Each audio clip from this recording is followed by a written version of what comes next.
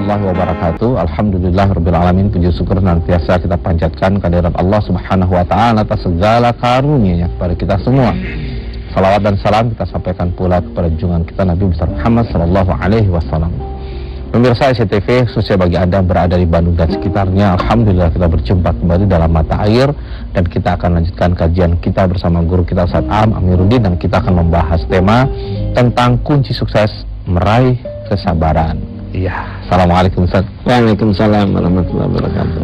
Baik, kita ngobrolin soal kunci sukses meraih kesabaran. Wah, kelihatannya kesabaran ini perlu perlu kunci untuk mendapatkan. Nah, ini gimana Ustaz? Silakan. Iya. Tema ini harus kita sosialisasikan terus-menerus. Apalagi saya merasakan bangsa kita itu kenapa ya menjadi bangsa pemarah. Ya kan katanya bangsa Indonesia itu bangsa yang santun, hormat gitu. Iya. Tapi kalau kita lihat berita-berita ternyata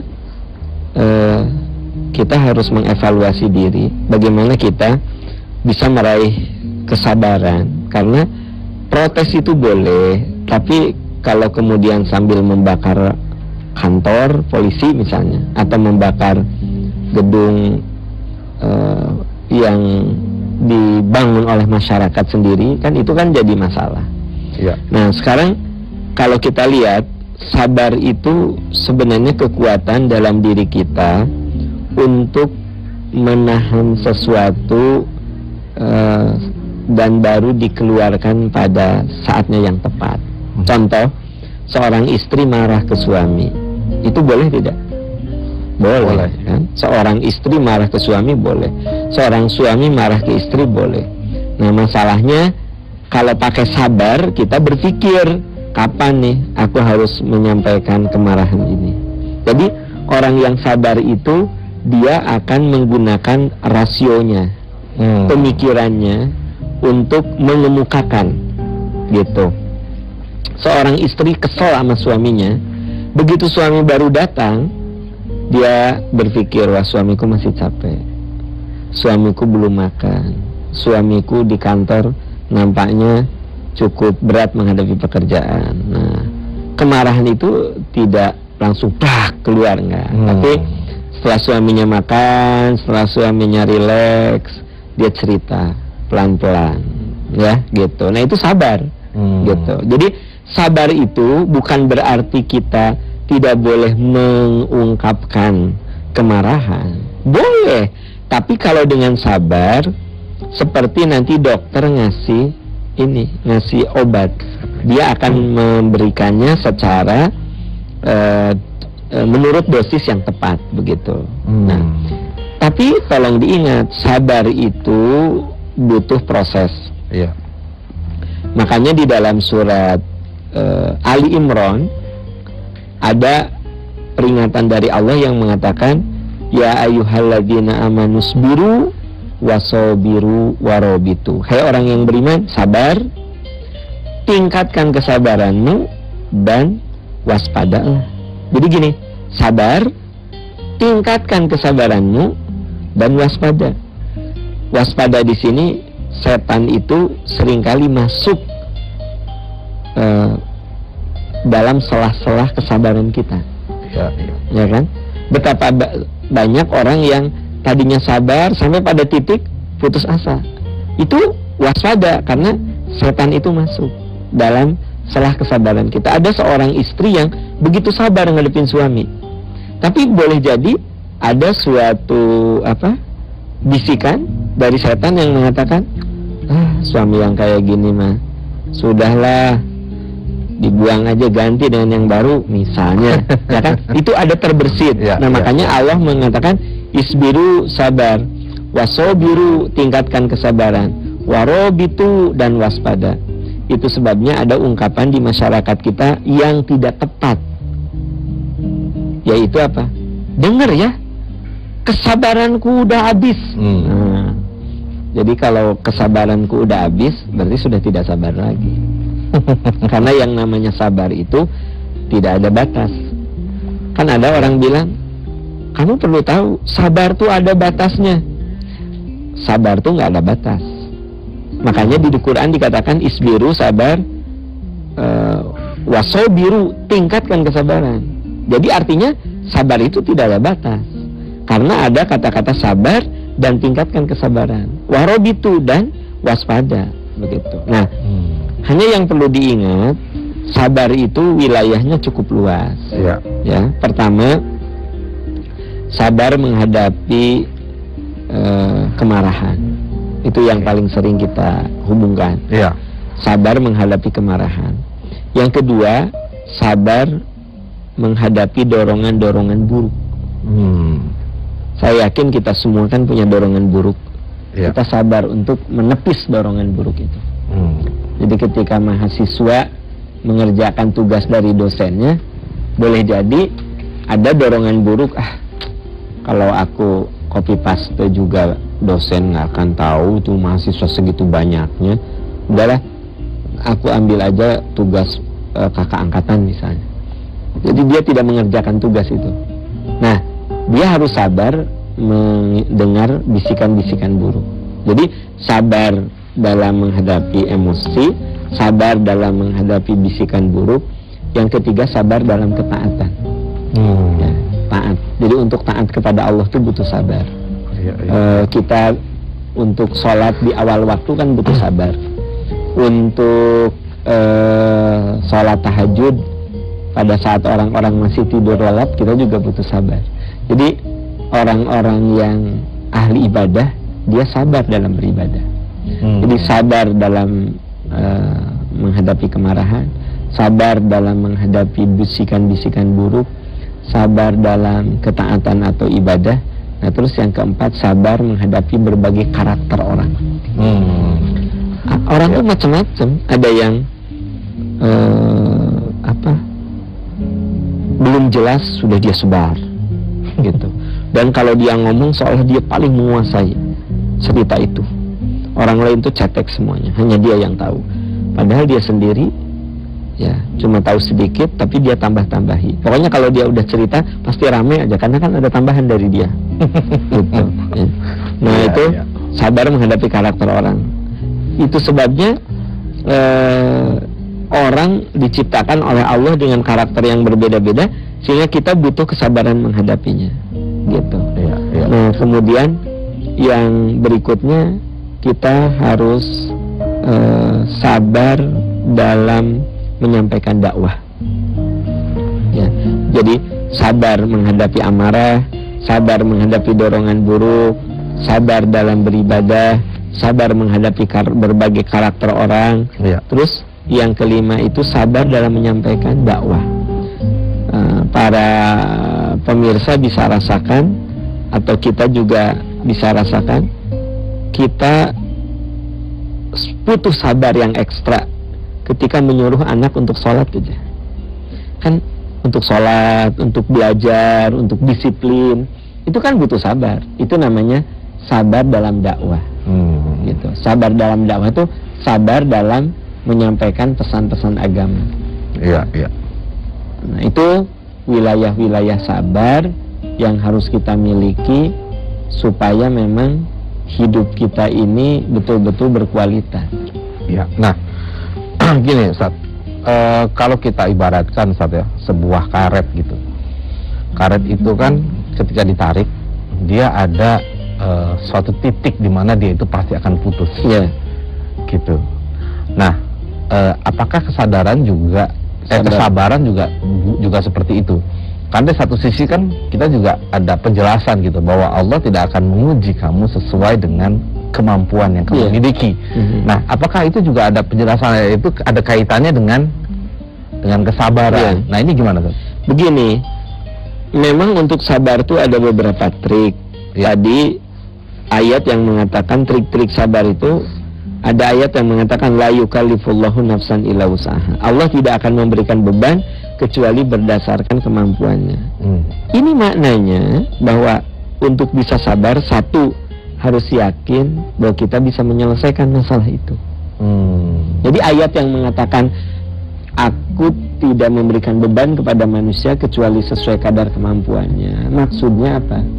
Kita harus selalu yakin bahwa Allah tidak mungkin ngasih ujian di luar kemampuan kita.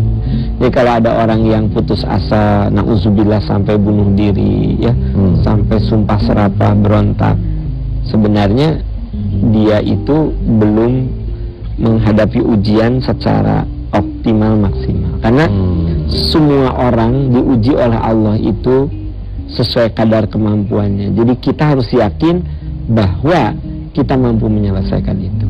Dan memang kalau kita merasa yakin, itu biasanya energi-energi kita akan keluar. Saya pernah mengumpamakan kalau kita meloncati suatu benteng, hati kita mengatakan gini, wah kayaknya itu nggak bisa kita loncati. Bisa nggak nanti? Ya, itu akan sulit. Akan sulit. Tapi kalau gini, satu saat saya dikejar anjing gila. Anjing gilanya 7. Ada anjing herder, ada anjing bodog, ada anjing kampung. Ya. Itu saya dikejar anjing gila. Saya lihat benteng. Saya katakan, saya bisa. Saya bisa loh. Jadi ketika kita katakan saya bisa, nah, itu yang disebut dengan inner voice yang positif. Jadi bahasa jiwa yang positif yang mengatakan aku bisa. Nah, itu sebabnya katanya kalau kita jadi guru di sekolah itu jangan nakutin anak-anak.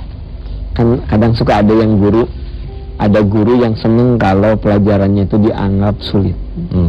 Anak-anak, kalian tahu matematika itu pelajaran tersulit. Kakak-kakak angkatan kalian tuh nggak ada yang dapat 7, paling gede 7, nggak ada yang 8. Itulah matematik itu pelajaran tersulit. Nah, katanya guru nggak boleh bilang gitu. Sekalipun benar sulit, guru harus mengatakan, anak-anakku sekalian, Bapak yakin kalian bakal bisa materi pelajaran ini. Bapak yakin kalian berbakat untuk ikut pelajaran ini. Itu katanya cenderung guru yang sering gitu. Jadi si murid itu menangkapnya jadi mudah. Kan maaf, karena di kita ini ada guru yang kalau ngajar tuh bukannya ngasih gambaran yang mudah, tapi sulit. Ya. Tapi memang saya kan saya di kampus ngajar filsafat. Filsafat itu pelajaran yang sebenarnya rumit karena butuh abstraksi. Tapi mahasiswa saya nilainya relatif bagus-bagus. Karena saya suka mengatakan, Anda tahu filsafat itu ada dalam kehidupan kita. Filsafat itu betul-betul menyatu dalam kehidupan kita. Filsafat itu pelajaran yang sebenarnya sangat mudah. Asal Anda mencintai pelajaran itu, gitu. Bukan karena suatu hal yang paling mudah memberikan nilai ya? Bukan. Tapi saya suka mengatakan ini pelajaran mudah. Ya. Itu ternyata satu, anak-anak jadi semangat. Kan ada yang saudara-saudara, kalian tahu materi ini ya materi tersulit lah. Gitu. Ini diajarkan dulu oleh Aristoteles. Jadi langsung materi itu kayak berat banget. Itu biasanya memang jadi malas, jadi berat gitu. Nah, ini kaitannya dengan ayat tadi.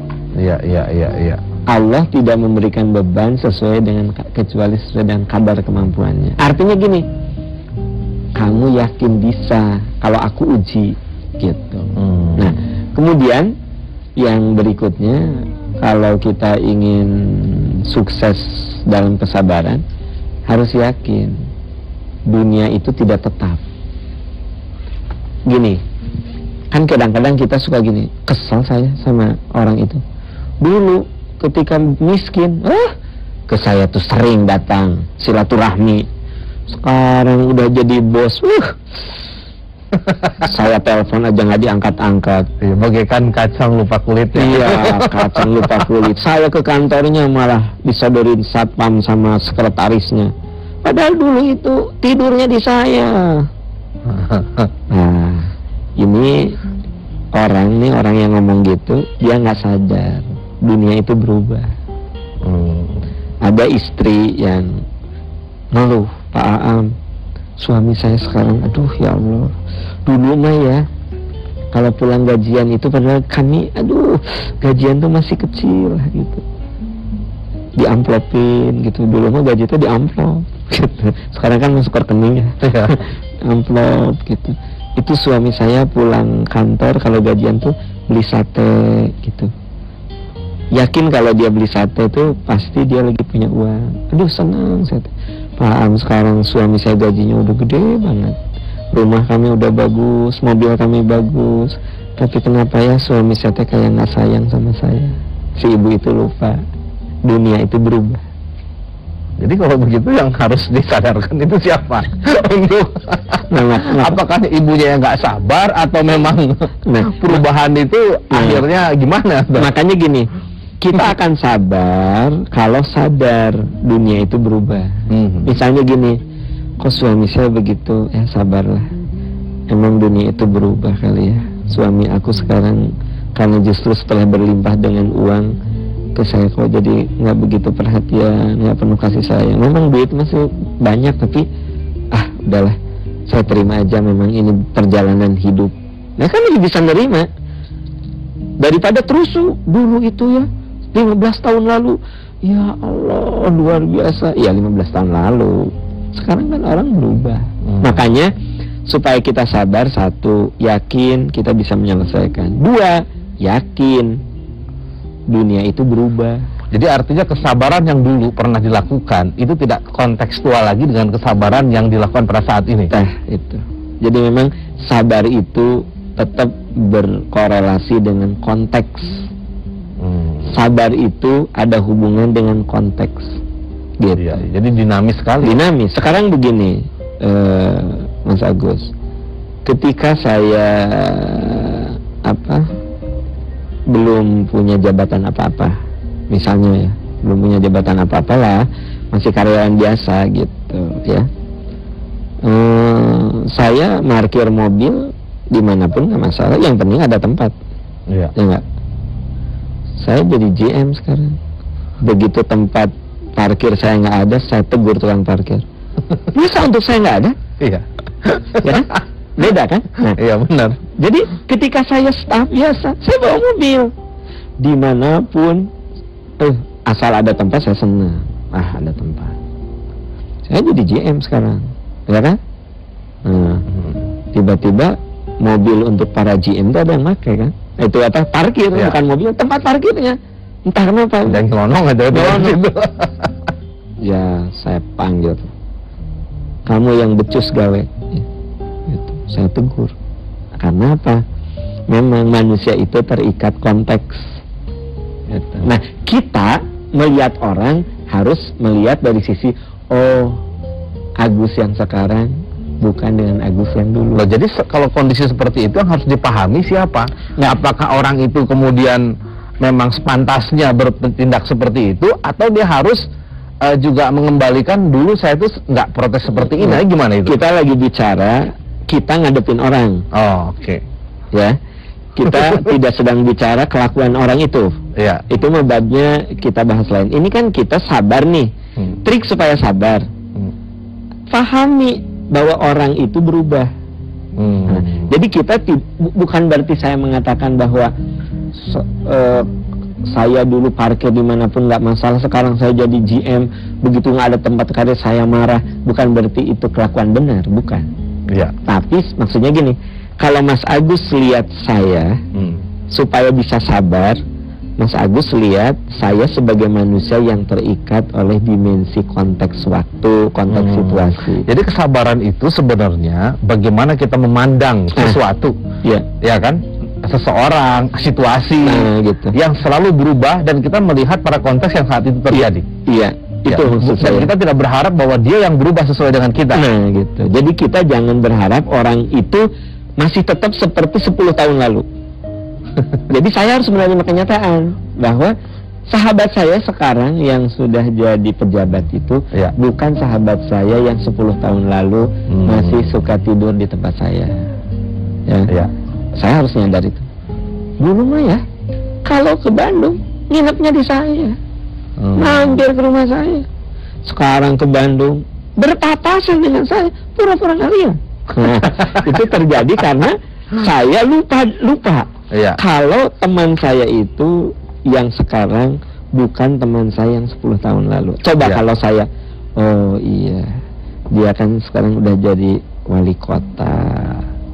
Hari dulu kan masih belum jadi apa-apa. Jadi ya udah, saya ngerti lah. Jadi sayanya juga jadi lebih sabar. Iya, betul. Oh iya ya, teman saya dulu, teman kuliah dulu, teman belajar bareng, terus sekarang udah jadi gubernur, berarti kan beda. Jadi saya lebih bisa paham dia melakukan itu karena memang posisinya sebagai pejabat publik. Iya. Kalau dulu kan tidak jadi apa-apa, ketemu saya, gimana kabar? Gimana kan? Ya nggak. Sekarang kan, oh iya, dia ada ajudan, dia ada apa. Jadi saya lebih bisa terima. Jadi saya tidak akan, Mas Agus, parah lah dia ya. Dulu itu kata-kata dia itu begini-begini, itu kan saya nggak sabar. Tapi kalau gini, ya. Paham?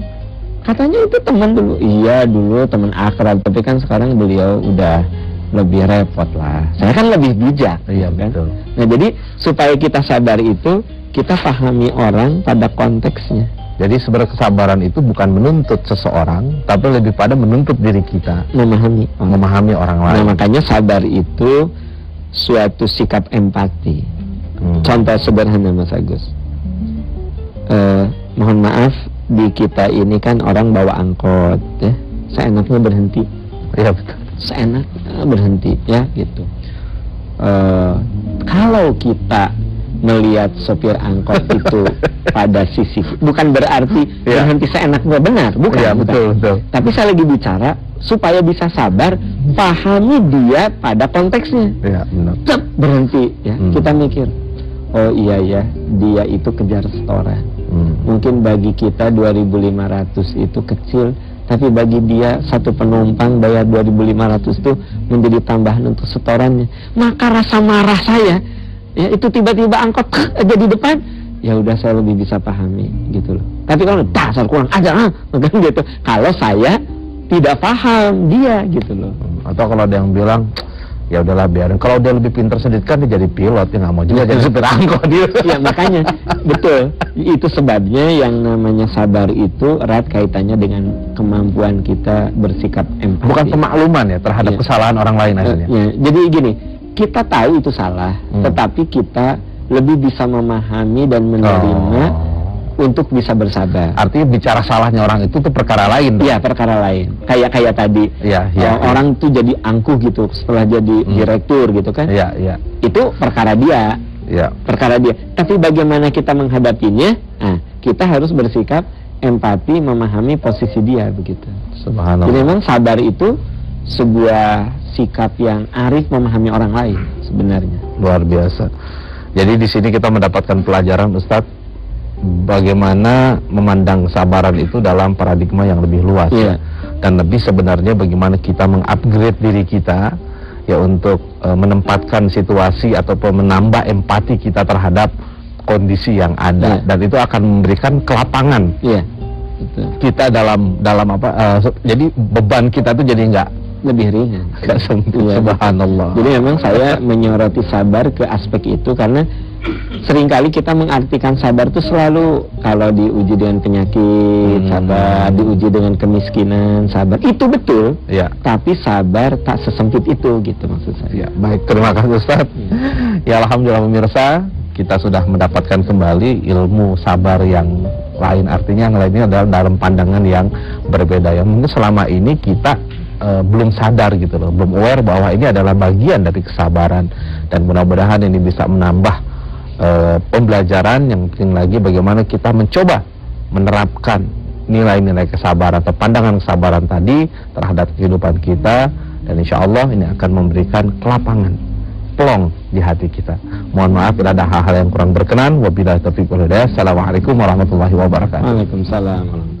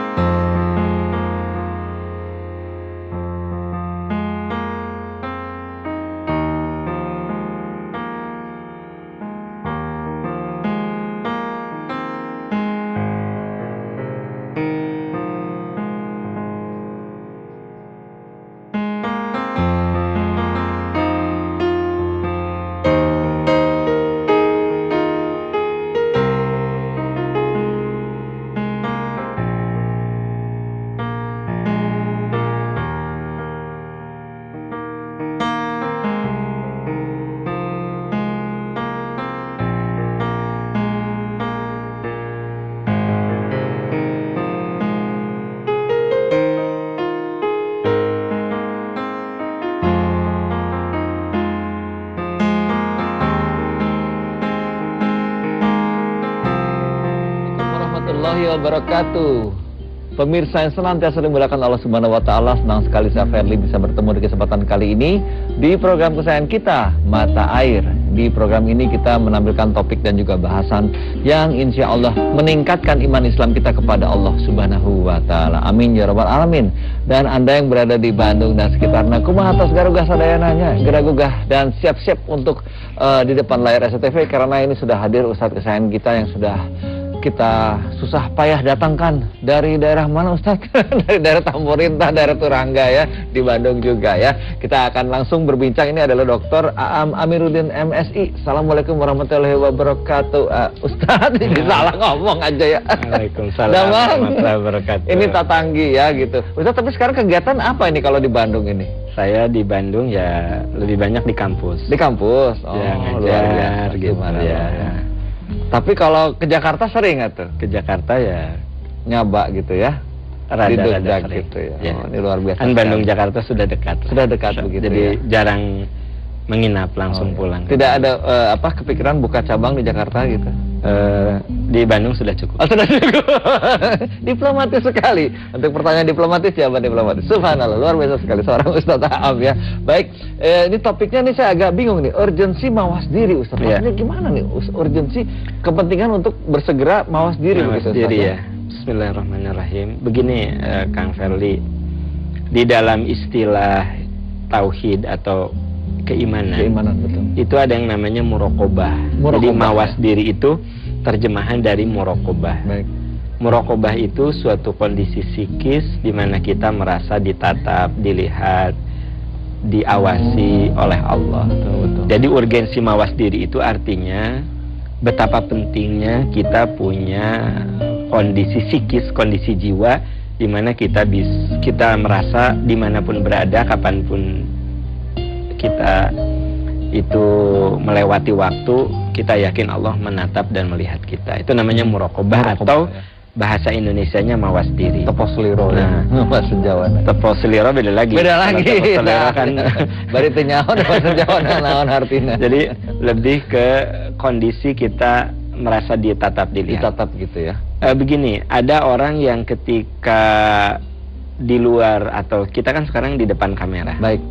Mungkin Kang Ferli kalau minum juga hati-hati banget. Betul ya. Cara minumnya. Betul.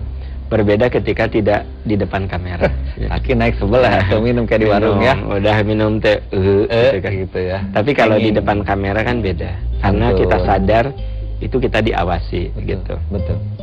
Nah, katanya kalau mahasiswa ujian lalu dikatakan bahwa saudara-saudara yang akan mengawasi Anda adalah CCTV, kamera CCTV.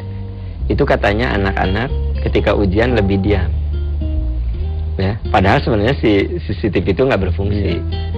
Nah, berbeda dengan ketika dia mengerjakan soal itu tanpa pengawas, tanpa CCTV. Dia bisa lihat kiri, lihat kanan untuk nyontek gitu atau minimal bertanya. Baik. Ini mengandung makna bahwa mawas diri itu suatu kondisi psikis yang sangat bagus, yang sangat istimewa. Nah, pagi ini kita akan bahas jiwa muraqabah itu harus kita asah, harus kita latih, harus ada pada diri kita. Karena saya lihat di dalam sejumlah ayat Allah menyebutkan bahwa muraqabah itu suatu keyakinan bahwa Allah Maha melihat segala sesuatu yang ada di alam semesta. Sampai ada ayat di dalam surat Al-An'am ayat 59 yang mengatakan wa matasqutu min waraqatin illa ya'lamuha. Tidak ada daun yang lepas dari ranting kecuali Allah tahu. Jadi kalau di halaman kita ada sebut saja pohon mangga gitu. Pagi-pagi kita lihat ada beberapa lembar daun yang lepas dari rantingnya, berguguran. Di dalam ayat surat Al-An'am ayat 59 itu dikatakan dan Allah Maha tahu daun yang lepas dari ranting itu kapan, karena apa, dengan sebab apa. Jadi jangan kita anggap bahwa daun yang lepas dari ranting itu kebetulan. Itu tuh namanya muraqabah. Jadi kita yakin bahwa itu atas sepengetahuan Allah Subhanahu wa taala. Kemudian yang kedua, muraqabah itu akan melahirkan satu keyakinan bahwa Allah Maha tahu setiap gerakan kita. Seperti saya menggerakkan tangan, Betul. kita mengkedipkan mata, Sekecil apapun sekecil gerakannya. apapun. Jadi kalau yang tadi itu menjelaskan bahwa Allah Maha tahu apa yang ada di alam semesta. Baik. Jadi lebih ke alam. Ya. Kalau alam itu kan tanpa kehendak dia, ya.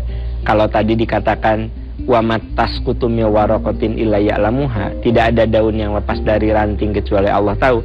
Kan si daun itu lepas dari ranting, dia nggak punya kehendak. Betul. Nah, untuk yang berikutnya dalam surat Al-Mu'min ayat 17 sampai 19 dikatakan bahkan Allah Maha tahu gerak mata kita. Jadi mata kita, kan mata itu menggambarkan apa yang ada di hati. Mata kita bisa menjelaskan apakah tatapan kita itu tatapan mengerti, tatapan tidak mengerti, Kosong. ya, tatapan kosong, atau tatapan yang sedang punya pikiran yang enggak, ya. Betul. Jadi mata itu bisa menjadi jendela hati. Nah, Allah tuh tahu bahkan menurut surat Al-Mu'min, surat Mu'min ayat 17-19, dan Allah tahu kha'inatal a'yun. Jadi mata yang memang kita gunakan untuk lihat apa. Saya melirik misalnya ke iPad, saya melirik ke jam tangan. Baik. Ya, Allah tuh Maha tahu. Nah, itu menggambarkan bahwa Allah tahu yang tidak bisa mengendalikan dirinya seperti daun yang lepas dari ranting, dan Allah tahu, bahkan tahu apa yang jadi kehendak kita, ya. Saya sekarang menatap ke sini, ada saat saya menatap ke sini, itu Allah Maha tahu. Nah, itu namanya muraqabah. Jadi suatu kondisi, suatu keyakinan bahwa Allah Maha tahu apa yang kita perbuat. Yang ketiga, muraqabah itu akan melahirkan keyakinan bahwa apapun yang kita katakan dan lakukan itu terekam. Jadi kalau yang tadi kan hanya fenomena alam, Baik. ya, itu di Al-An'am ayat 59. Kemudian Allah tahu bahkan gerakan tangan kita, gerakan mata kita yang atas dasar kehendak kita. Betul. Ya gitu, Allah mata. Nah, yang ketiga, Allah rekam semuanya. Rekam. Makanya di dalam surat Yasin ada kata-kata al-yauma, pada hari ini, maksudnya pada hari penghisaban, nakhtimu ala afwahihim, kami tutup mulut mereka, wa tukallimuna aydihim wa tashhaduhum arjuluhum bima kanu yaksibun. Kami tutup mulut mereka dan nanti tangan dan kaki menjadi saksi. Artinya merekam. Mungkin untuk memahami ayat ini, surat Yasin ayat 65, 200 tahun lalu, 300 tahun lalu orang sulit memahami bagaimana anggota badan kita menjadi saksi. Ya. Kan kalau sekarang betapa banyak kejadian-kejadian cukup bagian dari tubuhnya menjadi saksi. Iya, betul. Bahkan ketika Kang Ferli nanya ke saya, Kang, Ari Akang sehat? Saya bilang sehat. Lisan saya mengatakan sehat. Betul. Begitu dites darah saya, boleh jadi Ada darah sesuatu saya ya. akan berkata bahwa saya itu punya penyakit ini, penyakit ini, penyakit ini, penyakit ini. Lisan saya bisa berbohong, dan Kang Ferli bisa dibohongi dengan lisan saya. Betul. Kang Ahmad punya penyakit? Enggak, saya sehat. Saya katakan gitu. Begitu cek darah saya akan mengatakan bahwa Aam itu punya sakit ini, punya virus ini. Jadi jangan salah. Sekarang ini tubuh kita bisa berbicara. Nah, nanti apalagi di akhirat. Gitu. Allah Maha tahu segalanya. Jadi dengan demikian, yang namanya muraqabah itu aspeknya pertama bahwa Allah Maha tahu apa yang terjadi di alam semesta ini. Dari mulai gugusan bintang-bintang, matahari, bulan, planet, sampai daun yang lepas dari rantingnya. Kemudian Allah Maha tahu gerak mata kita, gerak lisan kita, gerak tangan kita, gitu. Nah, itu lebih spesifik lagi pada perilaku yang ada kaitan dengan kehendak kita. Betul. Nah, lebih tajam lagi, ternyata itu direkam. Direkam. Sehingga tidak ada satupun yang lepas dari pengamatan Allah Subhanahu wa Ta'ala. Itu sebabnya kan kalau kita sholat, dianjurkan habis sholat wajib, wirid, pindah untuk sholat sunat itu pindah. Betul. Biarlah dia jadi saksi. Jadi kalau saya habis sholat wajib nih dulu, Betul. mau rawatib, itu kan afdolnya saya rawatibnya jangan di situ, pindah gitu. Jadi kalau tempatnya luas, bahkan kita kalau lagi sholat di rumah, sholat misalnya di kamar, sholat isya, sholat sunnahnya kita di luar gitu, di luar kamar, misalnya di perpustakaan atau di mana. Sebenarnya hanya sekedar pindah posisi sedikit boleh, nggak apa-apa ya. Hanya maksud saya bahkan bukan hanya pindah posisi, pindah tempat saja juga bisa. Jadi misalnya qobla duhur, ibu-ibu yang di rumah kan wanita itu afdolnya sholat di rumah. Qobla duhur rawatib sholat di kamar si AA. Nah, ini semua sholat wajibnya di kamar si teteh. Sholat sunnahnya nanti ba'danya di kamar sendiri. Boleh. Nah, itu karena semua akan jadi saksi dan akan terekam. Makanya jadikan setiap senti dari rumah kita itu menjadi saksi kebaikan. Oh, itu yang indah sekali begitu ya. Jadi jadikan setiap senti dari rumah kita itu jadi saksi kebaikan. Ya. Jangan sampai saksi keburukan. Gitu. Nah, yang keempat, muraqabah itu akan melahirkan kerinduan pada Allah. Jadi katanya kalau orang yang dia itu dimanapun berada merasa ditatap, dilihat, dan dia yakin segala sesuatunya itu terekam, dia itu ingin segera mengetahui apa yang diperbuatnya. Jadi dia akan merasakan sebuah kerinduan kepada Allah. Nah, untuk memenuhi kerinduan kepada Allahnya itu dia meningkatkan amal soleh. Makanya kalau ada orang jam 3 udah bangun sholat tahajud, itu kan menunjukkan kerinduan kita, kerinduannya kepada Allah. Betul. Ada orang yang begitu datang waktu sholat segera sholat karena dia ingin melepas kerinduannya gitu. Emang sih statement ini susah dipahami oleh orang-orang yang lemah imannya. Jadi bagi orang yang bukan ngomong ke saya kan. Jadi yang lemah iman tuh masa sih rindu kayak gitu kan gitu. Tapi bagi orang yang imannya sudah bagus, dia akan mengatakan, oh iya. Ya. Saya pernah waktu berhaji ketemu seorang nenek usianya 67 tahun. 67 tahun, lagi jalan kaki gitu. Lalu saya ditanya, karena kan saya nanyanya pakai bahasa Sunda karena ada shawl itu ada tulisan Kabupaten Garut. Oh, kan di Garut kan. Kalau kan ya. Jemaah haji Indonesia kan suka ada kalau dari Garut, dari Padang, dari mana. Makanya saya langsung ke Sunda. Ibu Nyalira, ibu sendirian? Iya, saya sendiri. Bapak nggak ikut, Bu? Si ibu teh malah jadi berlinang air mata. Bapak teh udah daftar, tapi katanya keburu meninggal. Saya tuh bisa berangkat haji tuh, ingat tahun 2007-an. Saya tuh bisa berangkat haji itu nabungnya juga dari tahun 70. Kebayang.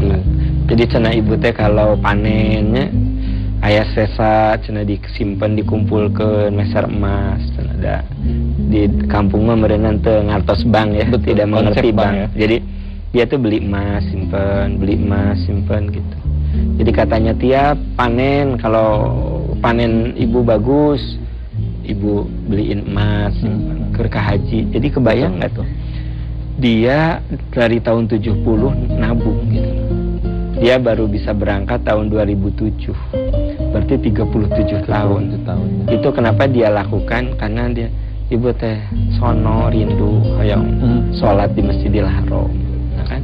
Jadi itu menunjukkan kalau orang udah rindu kepada Allah tuh, mungkin kalau saya punya uang segitu boro-boro mikir haji ya kan gitu, mikir aduh can boga mobil ya, belum punya motor lah, belum punya kan gitu.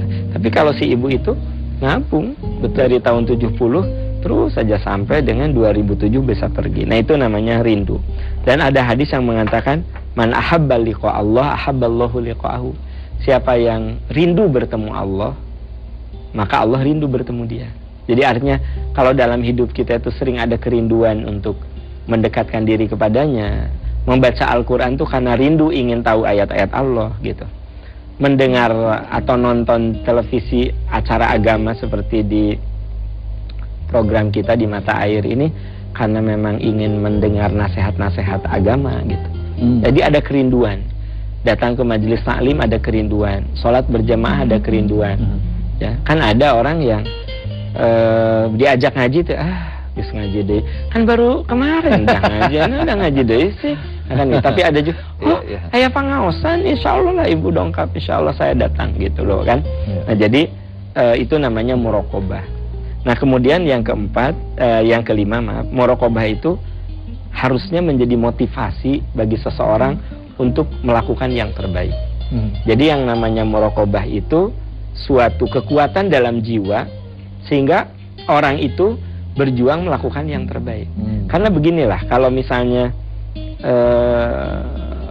kenapa di proyek suka ada supervisor, suka ada mandor, ya kan? Anemer yang mandor. Jadi kalau yang bekerja mandor dilihat semangat kan gitu. Begitu mandor nggak ada ya berleha-leha gitu kan kalau di proyek misalnya gitu. Atau kalau di kantor kenapa ada supervisor gitu yang mengawasi, ada bos ya. Itu tujuannya supaya orang bekerja lebih bagus. Nah, orang yang memiliki jiwa muraqabah, jadi dia itu merasa ditatap, dilihat, diawasi oleh Allah Subhanahu wa taala sehingga membuat dia lebih bersemangat dalam beribadah gitu. Meskipun pelajaran dari Mawas sendiri ini adalah bagaimana kita merasa diawasi begitu ya dalam tanda kutip, tetapi bukan perasaan takut yang harus digugulung istilahnya ya, bukan perasaan takut yang harus dipercayai. Dalam artian gini Ustaz, kalau sekarang kayak saya ingin mencoba untuk muraqabah, saya akan melakukan hal-hal yang kebajikan karena saya takut sama Allah. Gitu. Tapi kalau saya tadi nangkap dari Ustadz bilang bahwa kita itu harusnya mencintai Allah. Bagaimana kita ada rasa rindu kepada Allah. Makanya kita bangun malam-malam tahajud. Nah, apakah perasaan saya benar? Apa cara pikir saya benar ketika saya tahajud karena saya takut sama Allah? Iya. Sebenarnya antara takut dan rindu itu kan dua hal yang satu sama lain saling melengkapi.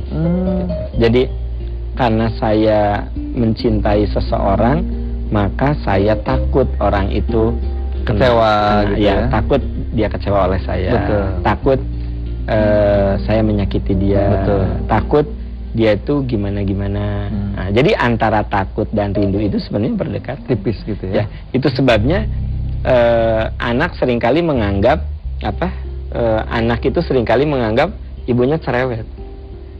Padahal ibunya teh sayang. Betul. Ya.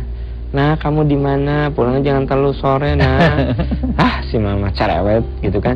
Padahal itu tatanya ekspresi kecintaan ibunya. Jadi dari cinta memang bisa ada rasa takut. Jadi tadi sebenarnya dalam batas-batas tertentu tidak salah karena memang ekspresi cinta itu kadang bisa jadi takut gitu.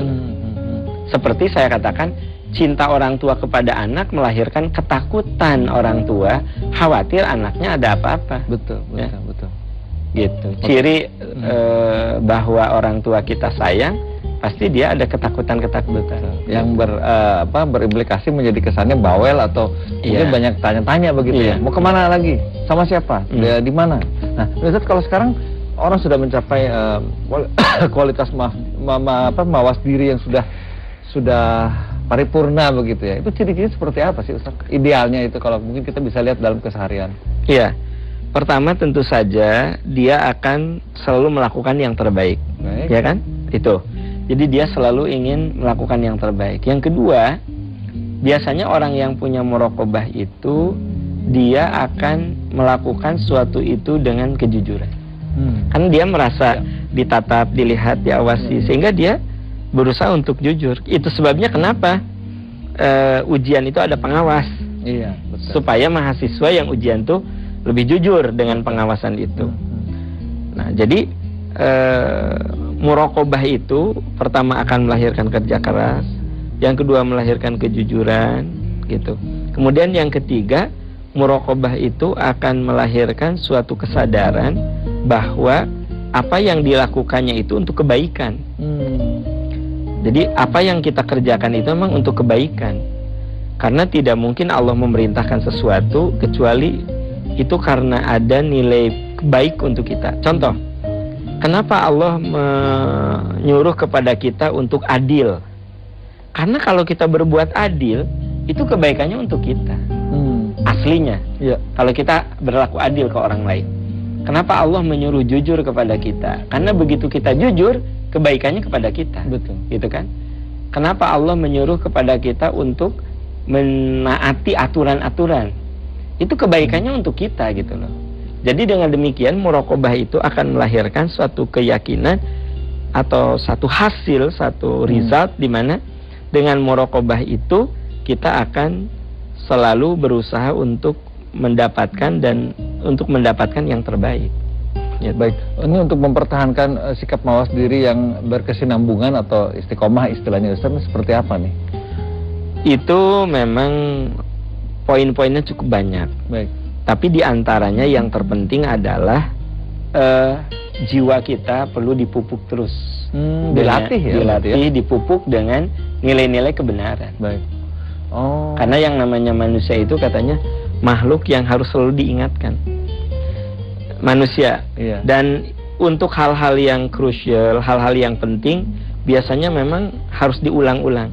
Sekarang Kang Feli naik pesawat. Baik. Coba perhatikan, ada sesuatu yang itu sudah SOP, itu sudah standar operasional prosedur, bahwa si pramugarinya akan menjelaskan cara memakai sabuk pengaman, ya, cara mengencangkan sabuk pengaman. Betul. Padahal boleh jadi orang yang naik pesawat itu udah sering, tapi dia tetap akan katakan. Betul. Karena memang manusia itu makhluk yang harus selalu diingatkan. Jadi kan nggak boleh misalnya pramugari mengatakan pada yang di pesawat itu, maaf saudara-saudara sudah sering naik pesawat ya, kan? Itulah pokoknya mah. Kalau begitu tidak perlu saya jelaskan lah, sudah mengerti ya cara pakai sabuk pengaman. Itu salah kan? Nah jadi manusia itu makhluk yang memang harus selalu diingatkan. Tadi kan pertanyaannya, gimana supaya kita punya jiwa mawas diri? Gimana kita supaya punya jiwa merasa diawasi, dilihat oleh Allah?